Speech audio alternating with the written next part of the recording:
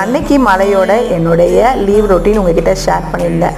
அன்னைக்கு எடுத்திருந்த vegetable rice உங்ககிட்ட share பண்ணணுன்னு இருந்தேன். அதை இன்றைக்கி நான் ஷேர் பண்ணுறேன்.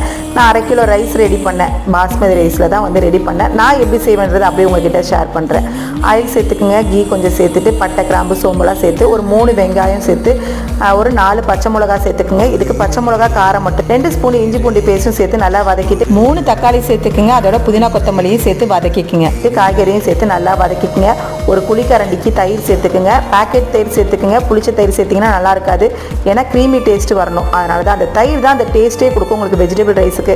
அதோட அரிசி ஊற வச்சு நம்ம கழுவி வச்சுருப்போம், அதையும் சேர்த்துட்டு ஒரு சைடு கெட்டில் சுட சுட தண்ணி வச்சுருக்கேன். அதை தான் நான் அதில் சேர்க்குறேன். எப்பயுமே சரி, நீங்கள் சமைக்கும் போது பச்சை தண்ணி ஊற்றாமல் மசாலாவோட சுட தண்ணி ஊற்றிட்டு நீங்கள் செஞ்சு பாருங்கள். சூப்பராக இருக்கும் வெஜிடபிள் ரைஸு. தம் போட்டு 10 நிமிஷம் இறக்கணுன்னா சூப்பராக ரெடி ஆகிடும். எங்கள் ஏரியாவில் ஷவர்மா ஆஃபரில் போட்டிருந்தாங்க. டேரனுக்கு வாங்கி கொடுத்தேங்க.